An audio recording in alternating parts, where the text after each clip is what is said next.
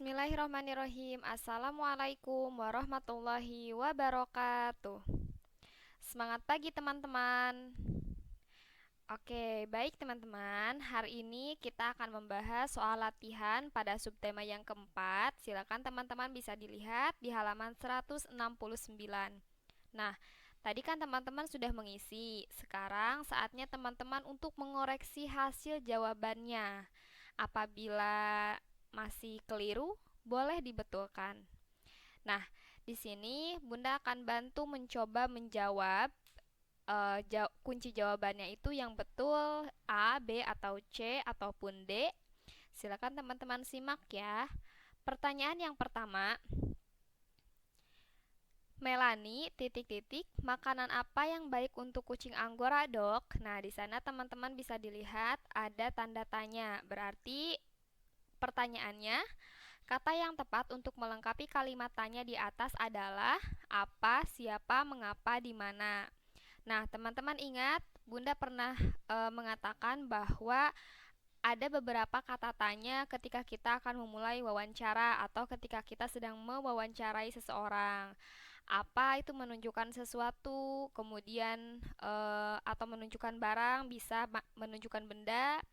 Kalau siapa itu menunjukkan nama atau menunjukkan orang, mengapa itu menunjukkan alasan, kemudian di mana itu menunjukkan tempat. Nah, di sini menurut teman-teman, apakah kalimat titik-titik makanan yang baik untuk kucing Anggora itu nama orang, menunjukkan alasan, atau menunjukkan tempat, atau menunjukkan sesuatu? Nah, jawaban yang betul adalah A, yaitu apa. Yang kedua, Wayan ingin mencari informasi tentang harga kelinci. Wayan bertanya kepada A. Dokter hewan, B. Peternak sapi, C. Perawat kucing, D. Penjual kelinci.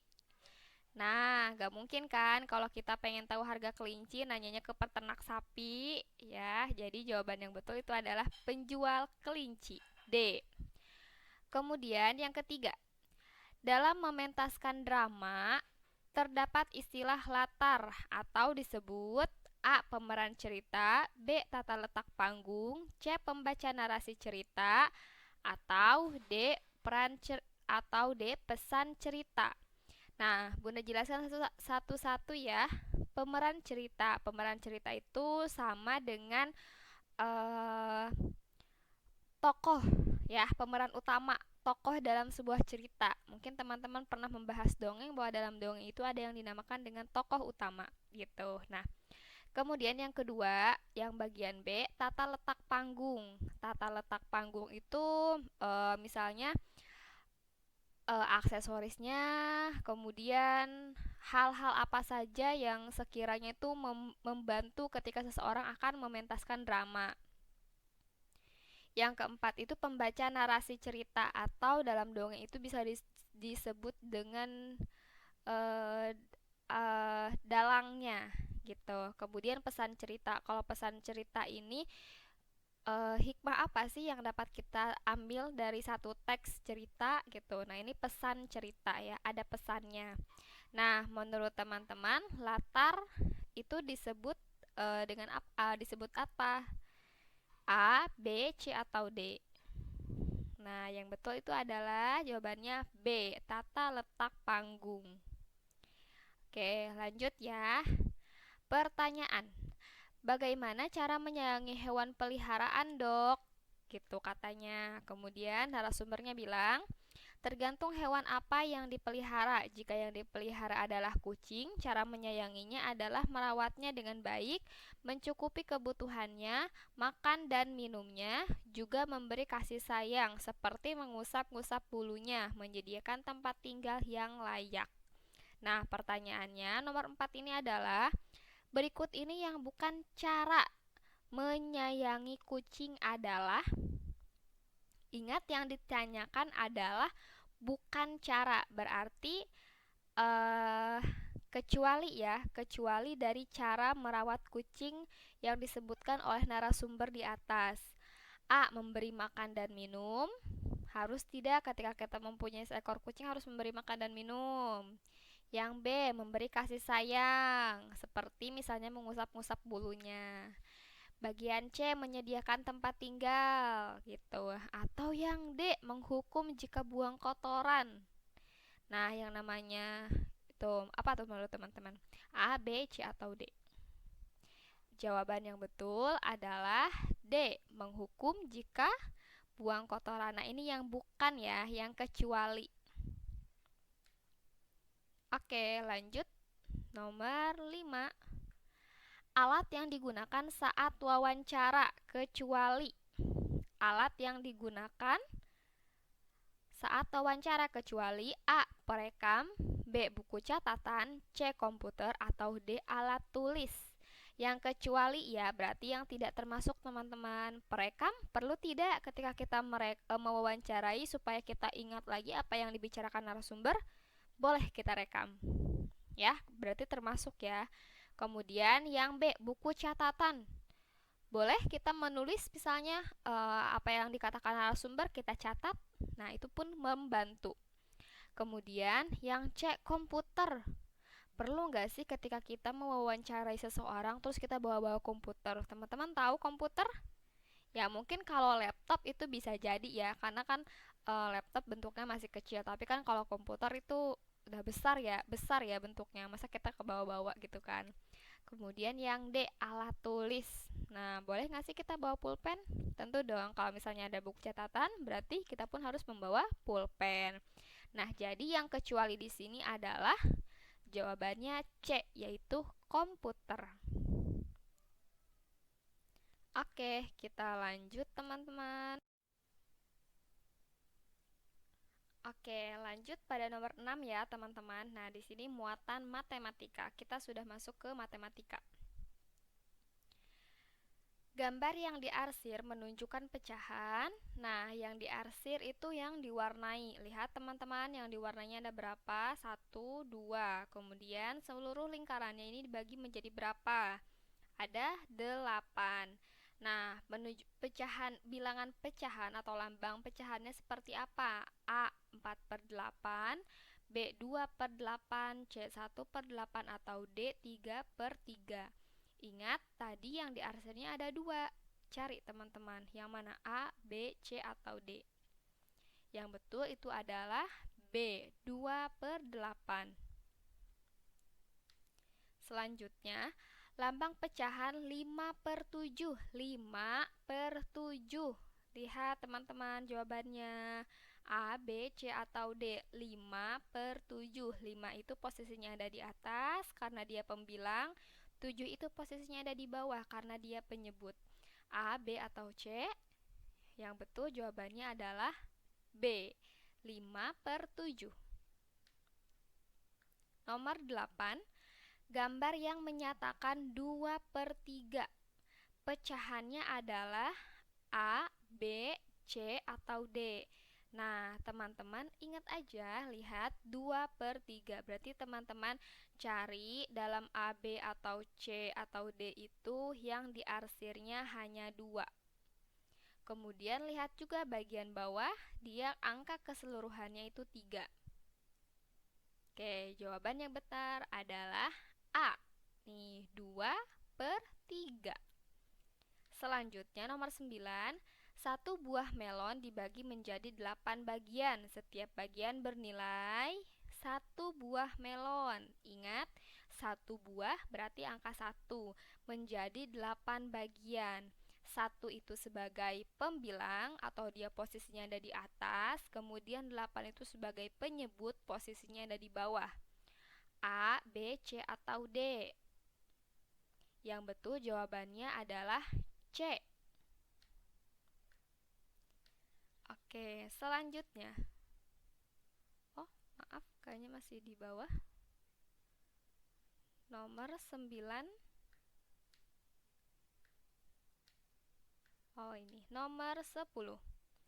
Pecahan 3/9 ditulis 3/9. Ingat ya, kalau pecahan itu tandanya dia seperti ada tanda min atau tanda pengurangan tapi adanya di tengah-tengah. Ya, 3/9. 3 posisinya ada di atas sebagai pembilang, 9 posisinya ada di bawah sebagai penyebut. Jawaban yang betul adalah D, 3/9. Selanjutnya kita ke soal SBDP. Mungkin teman-teman memang tidak sempat belajar dengan Bunda, tapi semoga teman-teman sudah membaca. Nah, ini nomor 11 ada di halaman 156. Silahkan dilihat.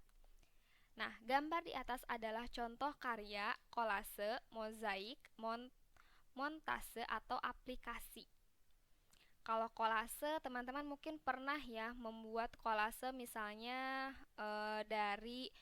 kalau kolase itu bebas, boleh dari biji-bijian, boleh dari kertas, atau boleh dari pasir gitu. Nah, kalau ini jawaban yang betul, dia ini adalah salah satu karya mozaik.